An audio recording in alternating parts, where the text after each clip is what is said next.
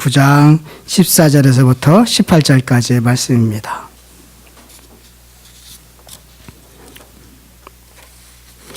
로마서 9장 14절에서부터 18절까지입니다. 제가 읽도록 하겠습니다. 그런즉 우리가 무슨 말을 하리요? 하나님께 불의가 있느냐? 그럴 수 없느니라. 모세에게 이르시되 내가 긍휼히 여길 자를 긍휼히 여기고 불쌍히 여길 자를 불쌍히 여기리라 하셨으니 그런즉 원하는 자로 말미암도 아니요 바른박질하는 자로 말미암도 아니요 오직 긍휼히 여기시는 하나님으로 말미암이니라. 성경이 바로에게 이르시되 내가 이 일을 위하여 너를 세웠으니 곧 너로 말미암아 내 능력을 보이고 내 이름이 온 땅에 전파되게 하려 함이라 하셨으니 그런즉 하나님께서 하고자 하시는 자를 긍휼히 여기시고 하고자 하시는 자를 완악하게 하시느니라. 아멘. 바울은요 자기 형제이면서 고려인 친척이 예수님을 믿지 않는 것으로 인해서 고통하면서 눈물로 기도했습니다. 하나님을 믿는 그들이 또 율법을 가진 그리고 율법을 잘 지키려고 했던 그들이요 예수님을 믿지 않은 이유를 모르겠다는 것입니다. 그래서 고민했습니다. 왜 그럴까? 왜 그럴까? 이해가 안 되었습니다. 이 고민을 해결하기 위해서 바울은요 성경으로 돌아갔습니다.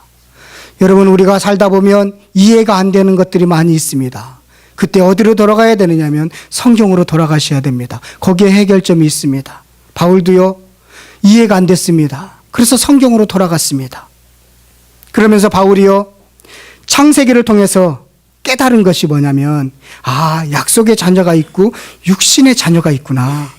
사랑하는 자녀가 있고 미워하는 자녀가 있구나 라는 것을 창세기를 통해서 깨달은 것입니다. 우리는 바울이 깨달은 이야기를 지금 로마서에서 써 있기 때문에 쉽게 그 사실을 깨닫지만 이 깨달음이 없다면 우리가 당장 그것을 본다고 해서 쉽게 깨달아지는 것은 아닙니다. 그런데 바울은 창세기를 통해서 그 사실을 깨달았습니다. 보십시오. 예수님도 유대인입니다. 예수님의 제자들도 이스라엘 사람들입니다. 그리고 베드로가 설교했더니 한 3,000명이 이렇게 돌아와서 예루살렘 교회가 세워졌습니다. 그런 사람은 어떻게 예수님을 믿고 그 나머지 하나님의 율법을 갖고 있다는 하나님을 믿는다는 그 사람들은 왜 예수님을 믿지 않는가? 이것이 고민이었다는 것입니다. 그래서 알게 된 이 사실을 가지고 오늘 로마서에서 기록하고 있습니다. 이 사실은요 이삭과 이스마엘 에서와 야곱의 인생을 연구하면서 알게 되었습니다. 인생이 이해가 되면 좀 편한데 그거 이해가 안 될 경우에 참 힘든 것입니다. 이삭은 하나님의 약속으로 태어난 자녀였구나. 처음부터 약속한 자녀였구나. 그런데 그 약속이 자꾸 미루어지고 이루어지지 않으니까 아브라함이요 하나님의 약속을 의심하기 시작했습니다. 그래서 인간적인 생각으로서 사라의 종을 통해서 아들을 낳았습니다. 그게 이스마엘입니다. 그래서 그 내용을 보면 아버지는 같은데 어머니가 다르죠. 자, 거기까지는 이해하게 되었습니다. 약속의 자녀이고 그리고 이스마엘은 불신의 자녀이구나 라는 것을 이해하게 되었습니다. 그 이해한 내용을 9장 7절에서부터 9절까지 이렇게 기록하고 있는 것입니다. 왜 예수님을 믿는 사람이 있고 왜 예수님을 믿지 않는 사람이 있을까? 라는 고민 가지고 지금 창세기를 보아서 깨달은 내용입니다. 자, 보시면요. 7절 보면 또한 아브라함의 씨가 다 그의 자녀가 아니라 오직 이삭으로부터 난 자라야 내 씨라 불리리라 하셨으니 이삭은 약속의 자녀라는 것입니다. 곧 육신의 자녀가 하나님의 자녀가 아니요. 이 육신의 자녀는 이스마엘을 이야기하는 것입니다. 육신의 자녀가 하나님의 자녀가 아니요. 오직 약속의 자녀. 처음부터 약속한 그 이삭만이 그 씨만이 하나님의 자녀로 여기심을 받았느니라. 그래서 약속의 말씀은 이것이니 자 명년 이때에 내가 이르니 사라에게서 아들이 있으라 하심이라. 그래서 약속의 자녀가 있고, 육신의 자녀가 있구나. 그렇게 구분되어 있었구나. 하나님이 그렇게 선택하셨구나. 라는 것을 깨달았다는 것입니다. 그래서 예수님을 안 믿는 것은 하나님의 자녀, 약속의 자녀가 아니기 때문에 하나님의 자녀가 되지 못하는구나. 육신의 자녀는 예수님을 믿을 수가 없게 되었구나. 라는 것을 알게 되었다는 것입니다. 자, 여기 바울은요, 여기까지는 풀렸습니다. 조금. 육신의 자녀가 있고, 약속의 자녀가 있구나. 여기까지는 이제 해결되었습니다. 그런데 여기서 멈추지 않고요. 그렇다면, 한 어머니 배에서 나온 야곱과 에서의 이야기로 이어갑니다. 이스마엘과 이삭은 그래 어머니가 다르니까 그럴 수 있겠지. 그런데 한 어머니 뱃속에서 나온 그러면 야곱과 에서의 문제는 어떻게 봐야 되나? 이것이 고민이었던 것입니다. 그런데 야곱과 에서의 문제를 이렇게 연구하다 보니까 말씀을 읽다 보니까 그가 깨달은 것은 하나님의 선택이라는 것이 있다는 것을 알았습니다. 선택한 자녀가 있고 그냥 선택하지 않은 자녀가 있었구나 라는 것을 알게 되었다는 것이죠. 오늘 11절을 한번 보면 11절을 보면 그 자식들이 아직 나지도 아니하고 무슨 선이나 악을 행하지 아니한 때 태어나지도 않았을 때 뱃속에 있을 때 택하심을 따라 그러니까 하나님의 선택에 따라서 하나님의 뜻이 행위로 말미암지 않고 오직 부르시는 이로 말미암아 서게 하느니라. 하나님의 선택에 따라서 그렇게 야곱은 사랑하고 에서는 미워하게 되었구나. 하나님이 선택하였구나. 그가 악을 행하거나 어떤 행위를 범하지 않은 그 이전에 태어나기 이전에 선택하셨네 하나님이. 또 13절에 보면요. 그러면서 기록된 바 내가 야곱은 사랑하고 에서는 미워하였다 하심과 같으니라. 이건 말라기의 말씀입니다. 야곱은 사랑했고 에서는 미워했구나. 그것은 어떤 야곱과 에서의 문제가 아니라 하나님이 그렇게 하셨구나. 그렇게 선택하셨구나. 그러면서요 16절로 더 가보면 계속 같은 내용들을 설명해 주는 겁니다. 그런즉 원하는 자로 말미암지 않고 내가 그렇게 하나님의 자녀가 되기를 원합니다 라고 해서 하나님의 자녀가 되는 것이 아니고 다름박질 하는 자로 말미암아 내가 열심히 노력합니다. 헌금도 내고 종교 활동도 하고 봉사도 하고 여러 가지 섬겼습니다. 그런 인간적인 노력에 의해서도 하나님의 자녀가 되는 것이 아니고 오직 긍휼히 여기시는 하나님으로 말미암이구나. 하나님이 선택해야만이 하나님의 자녀가 되는구나 라는 사실을요. 한 뱃속에서 태어난 야곱과 에서의 인생을 보면서 그가 알게 되었다라는 것입니다. 이 사실만 놓고 볼 때 하나님의 선택 그리고 인간의 자유의지 좀 모순되는 것처럼 보입니다. 충돌을 일으킵니다. 좀 쉬운 문제는 아닙니다. 좀 어려운 내용입니다. 성도 여러분, 선택받지 못한 에서의 입장이라면 여러분들이 선택받지 못한 에서의 입장이라면 억울한 것처럼 보이지 않습니까? 그렇죠. 무슨 뱃속에 있을 때 죄를 진 것도 아니고 아무것도 자기가 이런 선택에 영향을 미치지도 않았는데 지금 선택받지 못했습니다. 그렇다면 자기가 지금 여러분들이 에서의 입장이라면 좀 억울하다는 생각이 들 것입니다. 그런데 성경은요 전혀 아니라고 이야기합니다. 억울하지 않다라고 합니다. 왜 그러냐면 에서의 인생을 보셔야 된다는 것입니다. 왜 바울은 지금 야곱은 선택을 받았고 에서는 그렇게 미워했냐 내버려 뒀느냐 라는 것은 그 에서의 인생을 통해서 볼 때 그렇다라는 것입니다. 에서의 인생은 어떤 인생이냐면 심은대로 거두는 인생을 살았습니다. 소위 원인과 결과의 그런 인생을 살았다는 것입니다. 잘 보십시오. 그는 장자로 태어났습니다. 그리고 아주 남자답습니다. 그리고 사냥을 잘합니다. 그리고 아버지로부터 인정을 받았습니다. 에서는요 털이 많은 사람입니다. 당시에 털이 많다는 것은 뭐냐면 하나님의 축복을 받았다라고 그렇게 생각하는 그런 시대입니다. 저는 축복을 못 받았나 봅니다. 머리털이 많이 빠집니다. 그 당시에는 털이 많다는 것은 하나님의 축복을 받았다는 것입니다. 여기 풍성하신 분들이 많은데 축복 받으신 분들입니다. 그런데 그는요 심은 대로 살아가는 인생이었음을 보여줬다는 것입니다. 자, 창세기로 한번 가보십시오. 이 문제는 여러분들 우리 신앙생활 하면서 특히 젊은이들, 우리 학생들 인생에 아주 오랫동안 고민해야 되는 문제입니다. 이걸 해결받으셔야 됩니다. 창세기 25장 33절에서부터 34절입니다. 제가 읽도록 하겠습니다. 야곱이 이르되 오늘 내게 맹세하라. 에서가 맹세하고 장자의 명분을 야곱에게 판지라. 야곱이 떡과 팥죽을 에서에게 주매 에서가 먹으며 마시고 일어나 갔으니 에서가 장자의 명분을 가볍게 여김이었더라 라고 나옵니다. 자, 에서는요 장자의 명분을 아주 가볍게 여겼다라고, 그리고 그 장자의 명분이라는 것은 축복의 명분입니다. 그 축복의 명분을 가볍게 여겼다는 것입니다. 지금 아주 살만하거든요. 자, 그래서 결과적으로 보면 그는 복받은, 하나님으로부터 복받는 태도로 살지 않았다는 것이죠. 자, 여기서 여러분들 제가 에서는 미워했다, 에서는 심은 대로 거두는 인생을 살았다, 그래서 이 세상에서 지질이 궁상맞게 살았다고 생각하시면 안 됩니다. 자, 에서는 어떤 정도로 성공한 사람이냐면 야곱이 올 때 400명을 군대를 거느리고 갈 정도입니다. 자기 식솔에 400명의 군인을 거느릴 정도로 큰 부족을 이루었습니다. 그는 요르단 쪽에서 큰 성을 이루어서 살고 있는 사람입니다. 세상적으로 보면 성공한 사람입니다. 저는 그걸 이야기하는 것이 아니라 그가 하나님이 원하는 인생을 살지 않았다는 것이라는 것입니다. 그래서 하나님하고 관계없는 인생을 살았다는 것입니다. 그래서 하나님이 미워했다라는 것입니다.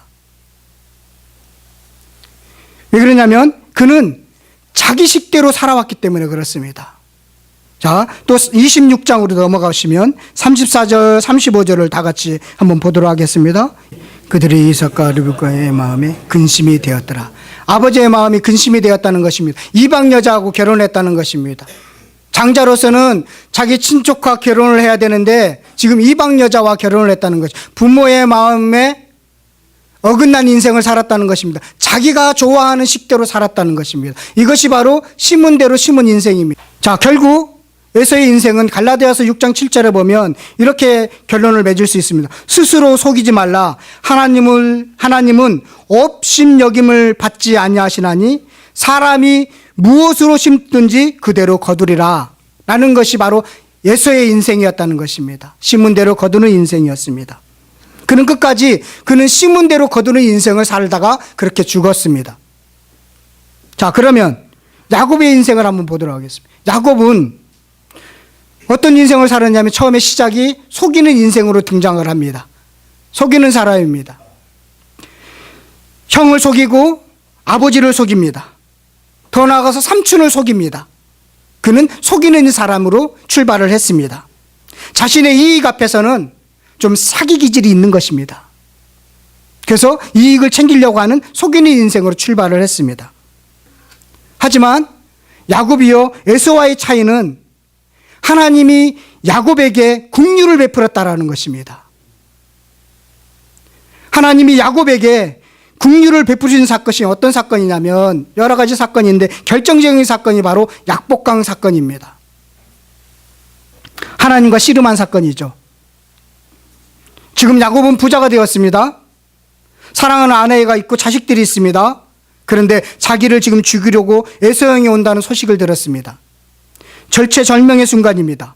이때 하나님 앞으로 나옵니다. 바로 그게 긍휼의 때였습니다. 지금 이제는 약복강을 건너면 야곱은 지금 어떤 인생을 살아야 하냐면 하나님의 긍휼하심을 받은 인생을 살아가야 되는 것입니다. 그 약복강을 건너면 이제는 가나안 땅으로 들어가는 겁니다. 그러면 이 애굽의 땅, 이 광야의 땅에서 가나안 땅으로 들어갈 때는 긍휼이 있어야만이 된다는 것입니다. 변화되어야 된다는 것입니다. 그래서 그 약복강의 사건은 사실은 변화의 순간입니다. 하나님이 야곱의 한도뼈를 친 것은 속여서 취한 권리로서는 가나안 땅에 들어갈 수 없다.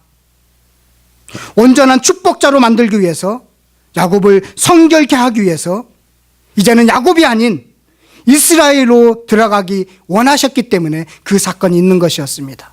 하나님이 개입하신 것입니다.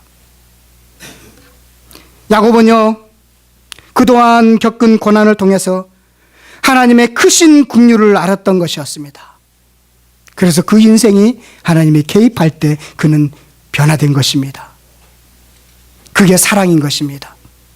성도 여러분, 여러분들이 겪고 있는 고난도 잘 해석하는 것이 중요합니다. 자, 10절부터 한번 다시 본문으로 오도록 하겠습니다. 본문 로마서 9장 10절입니다.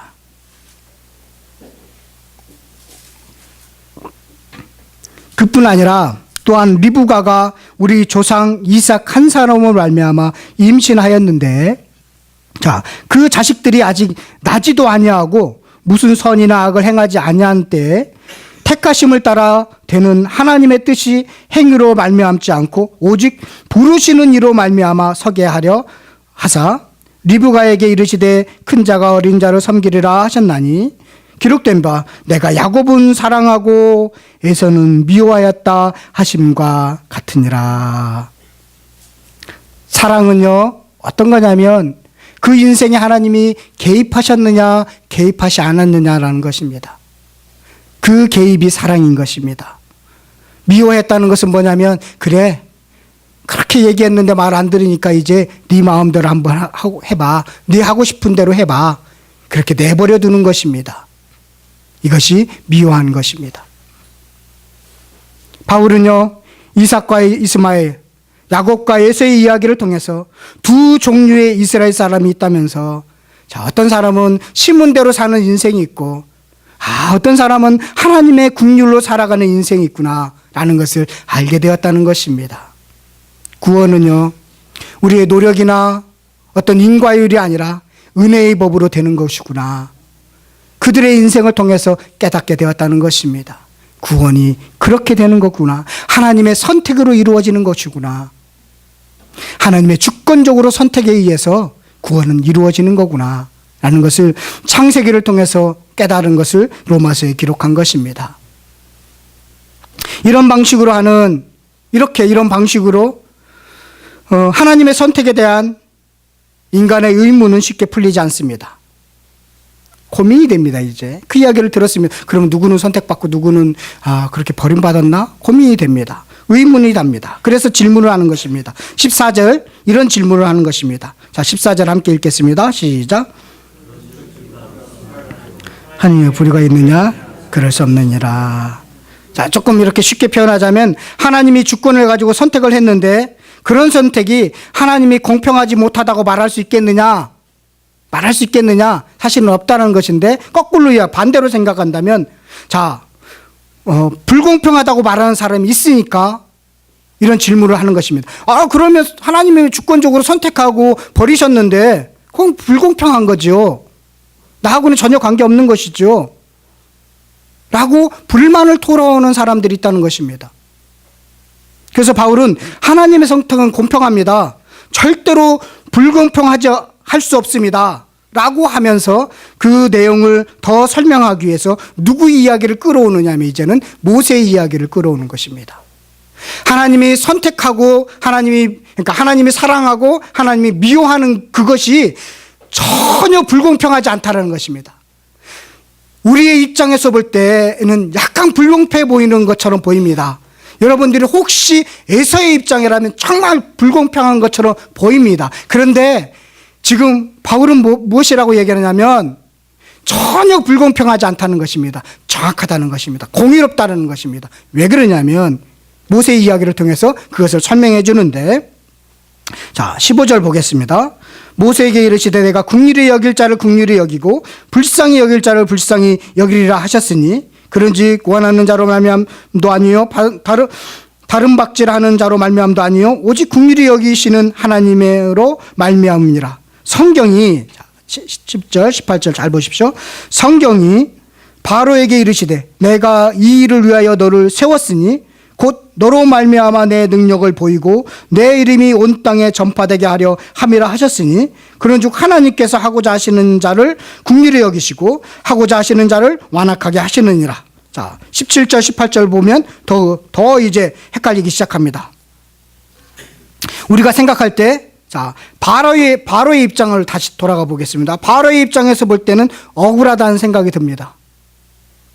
하나님이 연출한 어떤 그 연극에서 나는 악역을 맡았을 뿐입니다라고 바로가 이야기할 수 있다는 것입니다. 자, 출애굽기를 보면요, 우리는 그 사실에 대해서 너무나 많은 질문들을 합니다. 신앙생활하면서 이 문제는 오랫동안 질문하는 내용 중에 하나입니다. 자, 출애굽기를 보면 하나님이 바로의 마음을 완악하게 했다고 표현하고 있습니다. 거기에다가 우리 한번 가볼까요? 출애굽기 4장 21절. 자, 출애굽기 4장 21절입니다. 함께 읽겠습니다. 시작. 그래서 모세에게 이르시되 내가 애굽으로 돌아가거든 내가 내 손에 준 이적을 바로 앞에서 다 행하라. 그러나 내가 그의 마음을 완악하게 한즉 그가 백성을 보내지 아니하니라. 또 7장으로 한번 가보겠습니다. 7장 3절 4절입니다. 자, 3절 4절이요. 함께 읽겠습니다. 시작.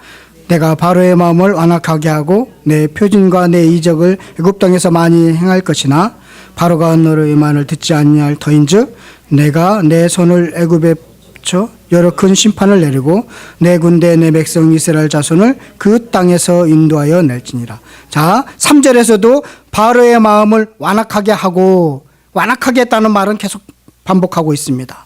또 오늘 본문 17절 18절에 봐도 내가 바로의 마음을 완악하게 했어, 내가 바로를 이 일을 위해서 세웠어 라고 이야기를 하고 있습니다. 자, 그러면 지금 출애굽기와 오늘 본문의 말씀을 이렇게 종합해 볼 때 바로가 억울하다는 생각이 더욱 분명해집니다.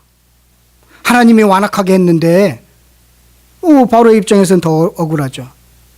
자, 그래서 결과적으로 이렇게 생각합니다. 하나님은 바로가 악한 생각을 품고 행하도록 집어넣어 주셨기 때문에 하나님을 대적하고 거역할 수밖에 없다는 식으로 그렇게 해석하는 경우가 있는데 그건 오해라는 것입니다. 자, 오해는 모든 불행의 시작입니다. 이런 식으로 보면요, 하나님은 어떤 분이 되느냐면 악의 창조자가 됩니다. 그렇지만 하나님은 악을 알지도 못하고 상감도 없는 분인데 이렇게 오해할 수 있다는 것입니다.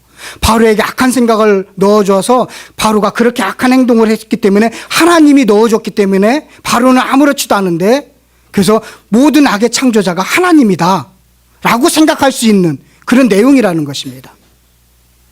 자, 선택의 문제를 지금 이야기하고 있는 것입니다. 자, 우리가 이렇게 아는 대로 바로는 이스라엘 백성들을 해방시키지 않으려고 끝까지 버티었습니다. 그렇죠? 끝까지 버텼습니다. 바로는 10가지의 재앙, 10가지의 기적이라고도 할 수 있습니다.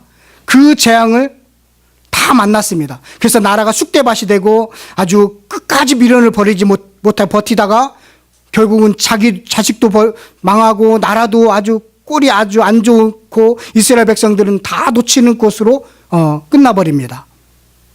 이렇게 된 이유가 뭐냐면 하나님이 바로의 마음에 완악하게 해서 됐다라는 것입니다.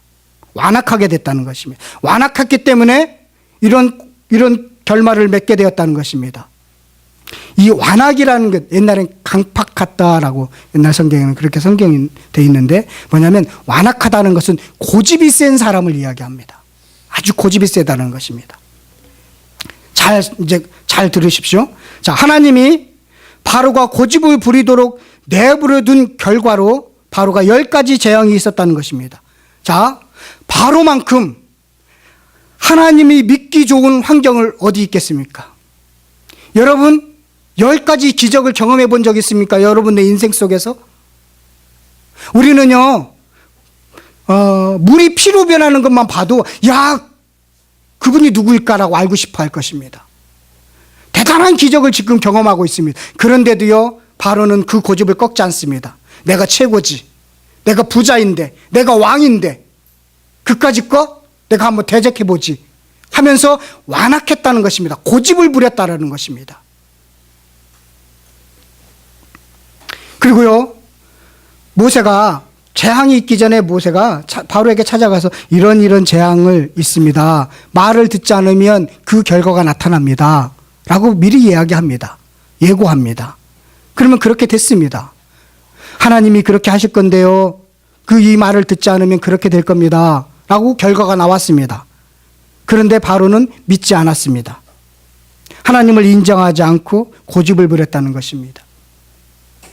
자, 이 사실은 우리가 이미 배운 사실입니다. 고집을 부렸다, 완악했다, 그것은요 하나님이 내버려 주었다라는 것입니다. 기회를 계속적으로 줬음에도 불구하고 고집을 부려서 이제는 도저히 안 되겠다라고 생각해서 내버려 두었다라는 것입니다. 내버려 둔 결과에 대해서 로마서는 이미 기록하고 있습니다. 인간의 악함에 대해서 기록하고 있습니다. 1장 24절로 한번 가보십시오. 1장 24절. 1장 24절에 보면 그러므로 하나님께서 그들을 마음의 정욕대로 더러움에 내버려 두사. 그렇게 한번 너 살아봐. 너희 정욕대로 너 욕심대로 한번 살아봐. 그랬더니요, 그렇게 산 결과들이 뭐냐면 우상을 만들었다는 것입니다. 그리고 그 25절은 그들이 하나님의 진리를 거짓 것으로 바꾸어 피조물을 정을보다 더 경배하고 섬김이라. 자, 26절에 또 보면 이 때문에 하나님께서 그들을 부끄러운 욕심에, 그 욕심에 이끌도록, 사람의 욕심에 따라서 살도록 내버려 두셨으니까 어떤 결과냐면 성적인 타락이 옵니다. 또 28절에 보니까 또한 그들이 마음에 하나님 두기를 싫어하며 하나님께서 그들을 그 상실한 마음대로 내버려 두사. 그러니까 도덕적인 타락이 오는 것입니다. 인간은 내버려 두면 형편없는 사람이 된다는 것입니다. 내버려 두면 우상을 섬기고, 내버려 두면 성적으로 타락하고, 내버려 두면 도덕적으로 타락하는 것이 인간이라는 것입니다. 그래서 바로에게 하나님을 알 수 있는 기회를 줬습니다. 그런데 그가 고집을 부리면서 완악해져서 하나님께서 이제는 내버려 뒀다는 것입니다. 그 결과로 그가 좋게 쓰임받지 못하는, 악하게 쓰임받는 꼴이 되는, 그를 통해서 더 하나님이 누구이신지를 드러나게 되는 그런 악역을 맡은 사람이 되어버렸다라는 것입니다. 그래서 여러분, 모든 우리의 법칙이 있습니다. 만유인류의 법칙 같은 게 있죠. 높은 곳은 낮은 곳으로 떨어지고, 무거운 것은 밑으로 떨어지고, 물은 위에서부터 밑으로 흐르는 것이 하나의 법칙입니다. 그 법칙으로 살아가는 사람들이 많습니다. 그게 심은 대로 거두는 인생입니다. 자, 자존심이 있습니다. 우리 나경이도 뭐 했더니 나도 자존심이 있어 그러더라고요. 그래서 어린아이들도 자존심이 많구나라는 것을 또 한 번 깨달았습니다. 자존심이라는 것은 한편으로 그 자존심이요, 좀 이렇게 잘못 확대되면 고집으로 변합니다. 그 고집은 계속적으로 고집을 부리면 어떤 상태가 되면, 그래 네 마음대로 한번 해봐, 이렇게 되는 것입니다. 그러면 바로처럼 된다는 것입니다. 네 마음대로 한번 해봐, 네 욕심대로 한번 해봐. 자존심이 고집인데 누구나 자존심을 다 갖고 있습니다. 누구나 고집을 다 갖고 있습니다. 그런데 하나님의 긍휼을 베풀어서 하나님이 그 인생에 개입해 주셔서, 개입해 주신 걸 깨닫고 고백하는 인생이 하나님이 사랑하는 자녀라는 것입니다. 그게 선택한 자녀들의 모습이라는 것입니다. 사실은 원리를 거스르는 것이 바로 긍휼입니다. 그래서 긍휼의 법으로 살아가는 것이 좋은 거죠. 고집이 세면요, 모두 똑같습니다. 하나님이 모세를 떨기나무에서 나타나서 사명을 줍니다. 야, 이스라엘 백성들 고생하는데 너 가서 그들을 애굽에서 건지도록 해라. 그런 큰 사명을 줍니다. 그러니까 모세가 어떤 질문을 하느냐면, 하나님, 이 완악해진 이스라엘 백성들이 제가 그렇게 이야기해도 듣지 않으면 어떻게 합니까? 제가 하나님의 말씀을 전해도 듣지 않으면 제가 어떻게 합니까? 그렇게 질문을 합니다. 그랬더니 하나님께서, 그래, 그럴 수 있지. 너 지팡이를 던져봐. 그랬더니 지팡이가 뱀으로 변했습니다. 이적을 보여준 것입니다. 네 손을 품속에 넣어봐. 그랬더니 막 하얗게 변했습니다. 나병이 걸렸습니다. 다시 넣었다 빼니까 온전해졌습니다. 자, 물을 떠와봐. 그래서 물을 보니까 물이 피로 변했습니다. 이런 세 가지의 기적을 모세에게 보여줬습니다. 혹여나 안 들을 건데, 네 말을 안 들을 건데, 네 말을 듣지 않으면 이런 이적을 보여줘. 그래서 내가 너를 보냈다는 것을 믿게끔 하도록 해. 라고 했다는 것입니다. 여러분, 이적, 그것은요, 믿음 약한 사람에게 나타나는 것입니다. 진짜 믿음은 하나님의 말씀을 믿는 것이 더 큰 믿음인 것입니다. 이적을 안 봐도 됩니다. 하나님의 말씀이 이적입니다. 이 말씀만 믿고 살아가는 것이 더 깨끗하고 정결하고 긍휼의 인생이라는 것을 늘 기억하시기를 바라겠습니다. 그런데 자꾸만 자기 고집이 세져서 완악해져서 이 말씀이 안 들리는 것입니다. 이 말씀이 아니라 내 것만 생각이 드는 것입니다. 그래서 이 말씀이 안 들리다 보니까 더 완악해지는 것입니다. 그러면 하나님도 그러면 믿음이 약해서 이적을 보여줄지 모르겠습니다. 그거 보기 전에 이 말씀을 믿는 부드러운 마음, 그것이 은혜인 것입니다. 그게 긍휼인 것입니다. 저와 여러분들에게 그런 긍휼함이 있기를 간절히 바라겠습니다. 자, 이렇게까지 설명을 했지만 아직도 풀리지 않는 질문들이 있습니다. 자, 여러분들, 사람이요 하나님의 말씀을 믿는다는 것이 쉽지 않습니다. 어떤 질문을 하냐면 19절과 같은 질문을 한다는 것입니다. 자, 19절입니다. 함께 읽겠습니다. 19절 시작.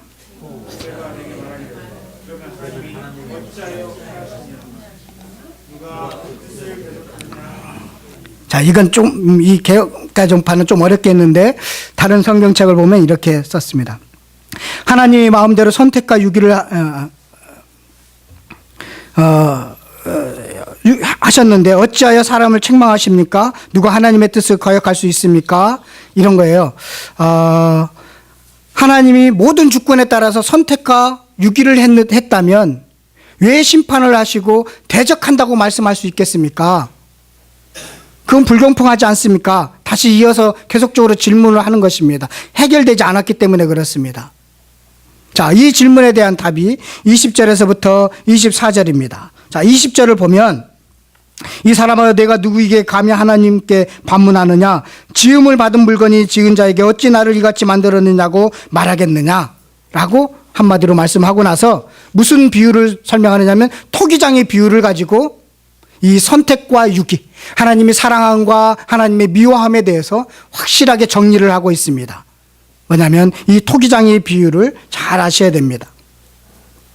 이 토기장의 비유를 지금 설명하지만 이 대답은요, 우리가 처음 기대했던 식의 답변은 아닙니다.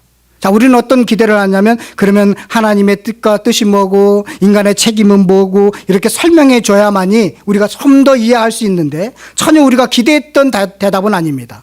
자, 토기장의 비유를 어떤 식으로 잘못 오해하면 큰일 나느냐면 지금 이 질문하는 자를 꾸짖거나 입을 막아버리는 식으로 이해하시면 안 됩니다. 잘 이해하셔야 되는데 이 비유의 말씀을요, 하나님의 주권의 의심을 품어서는 안 된다는 것입니다. 그러니까 무조건 운명으로 받아들여야 한다. 하나님이 정했으면 끝이지. 하나님이 정하시고 우리는 피조물이야. 토기장이 귀 쓰는 물건과 천이 쓰는 물건을 정하면 그만이야. 이런 식, 하나님이 한번 정했으면 끝이지라는 식으로 이 토기장이를 하나님하고 똑같이 보면서 이렇게 받아들이면 하나님에 대해서 오해하게 된다는 것입니다. 지금 이 바울의 이야기, 전반적인 이야기가 뭐냐면 우리는 하나님에 대해서 오해하고 있는 부분들이 많다는 것입니다. 하나님 불공평합니다. 하나님이 그렇게 하시고 나서 왜 우리들이 그런 역할들을 하면 악한 것을 하는 것에 대해서 심판하십니까? 라고 인간의 입장에서 대든다는 것입니다. 그게 아니라는 것입니다. 그래서 하나님을 토기장이와 같은 아주 무법자의 이미지로 보면 이 토기장이를 그렇게 보면 안 된다는 것입니다. 이 토기장이는 뭐냐면 용도를, 이 토기장이가 할 수 있는 거, 용도를 자의적으로 결정하는 방식으로 인간을 대우하신다, 이의를 제기할 수 없다 라는 식으로 보면 안 된다는 것입니다. 자, 토기장의 비유는요 뭐냐면 창조자는 피조물에 대한 용도와 목적에 대해서 절대적인 권한을 갖고 있다는 사실을 설명하고 있다는 것입니다. 만든 사람이 그 용도와 목적을 그 만든 사람이 정한다는 것입니다. 자, 여기 마이크를 만든 사람이 있습니다. 그럼 마이크를 만든 사람이 이 용도와 목적을 정하죠. 그런데 이 마이크가 왜 나를 이런 용도로 만들었습니까? 얘기할 수 없는 것이죠. 그러니까 지금 토기장이의 비유는 이 목적과 용도는 만든 사람이 정한다는 것입니다. 그래서 창조주와 그래서 이 피조물이 똑같은 창조자의 위치에서 평가할 수 없는 것이다라는 것입니다. 이 피조물은 창조자의 위치에서 불공평합니다, 잘못됐습니다라고 이야기할 수 없다는 것입니다. 우리는 자꾸만 어떤 오류를 범하느냐면 내가 똑같은 창조자의 위치에서 판단하려고 한다는 것입니다. 똑같은 창조자의 위치에서 불공평합니다, 잘못되었습니다, 하나님의 선택이 잘못됐고 하나님의 판단이 잘못되었습니다라고 이야기한다는 것입니다. 그것이 아니라는 것입니다. 이 토기장의 비유를 지금 들고 온 것은 뭐냐면, 이 만든 사람이 귀 쓰는 것과 천이 쓸 수 있는 용도를 만드는 데 있어서 이 그릇이 뭐라고 이야기할 수는 없다는 것입니다. 하나님의 위대하심에 대해서 자꾸 의심하다 보면 인간은 자꾸만 높아지려고 합니다. 창세기의 출발이 그겁니다. 사람이 하나님과 똑같이 되려고 하는, 거기서부터 출발이 되는 것입니다. 자, 20절을 좀 더 우리가 이해하시려면, 오늘 설교가 조금 어려운데 우리 학생들은 조금 어렵죠? 무슨 얘기하는지 모르겠죠? 대답해도 괜찮아요. 저는 전혀 실망하지 않습니다. 자, 이사야서 45장 9절.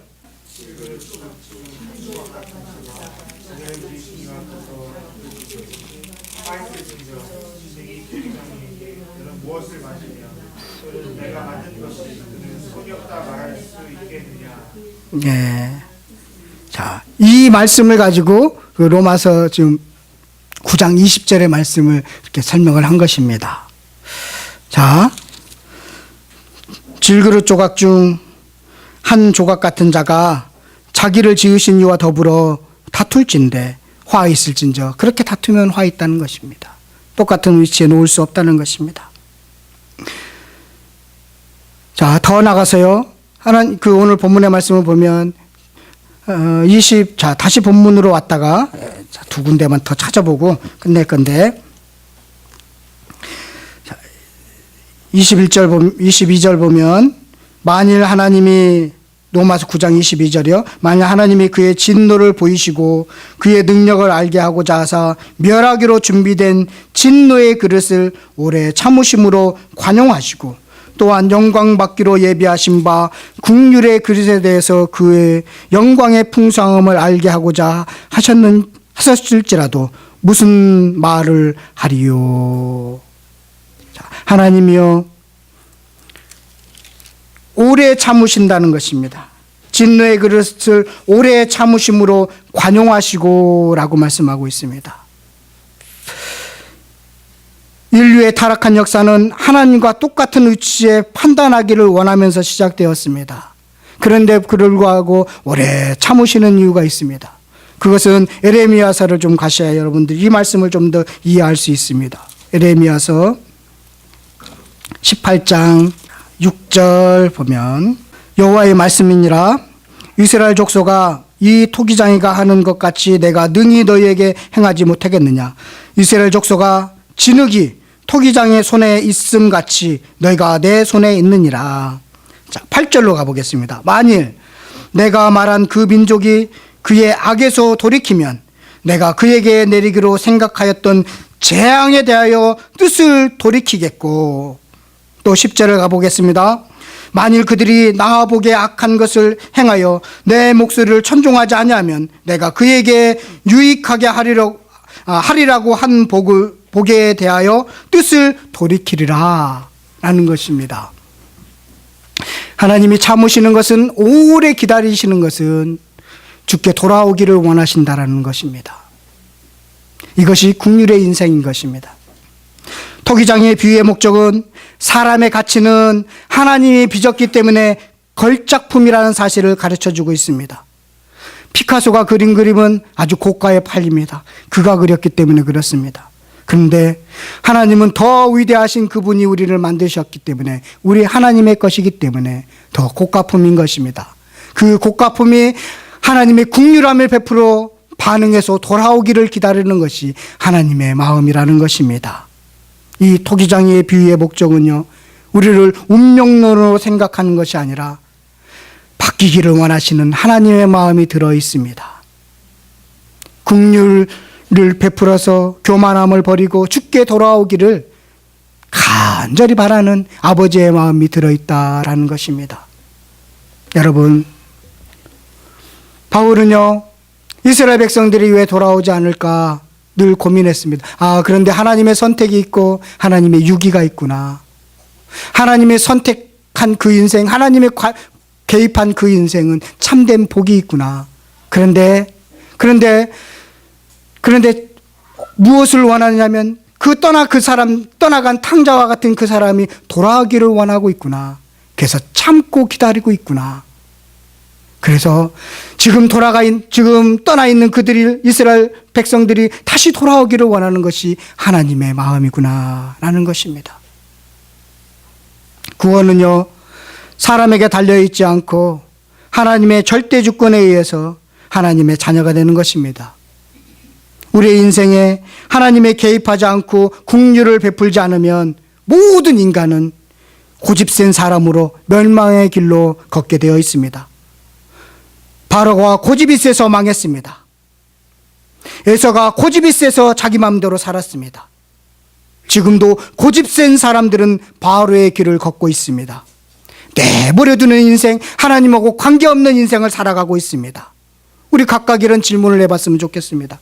하나님, 저 같은 것이 무엇이기에 하나님이 아시는 것입니까? 왜 저 같은 형편없는 사람을 사랑하셨습니까? 우리가 이 질문을 할 때 하나님은 이렇게 대답합니다. 내가 좋아서 그랬다. 내가 좋아서 그랬어.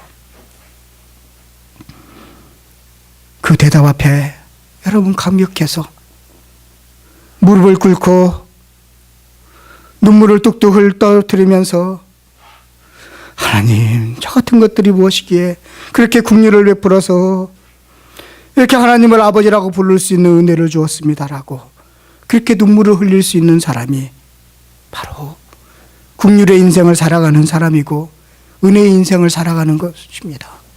저와 여러분들 그런 긍휼의 인생을 살아서 하나님, 무엇이기에 우리 같은 자들을 이렇게 구원하셨기에 너무나 감사합니다라고 그렇게 하나님께 영광을 돌리며 살아가는 저와 여러분들 되시기를 간절히 축원드리겠습니다.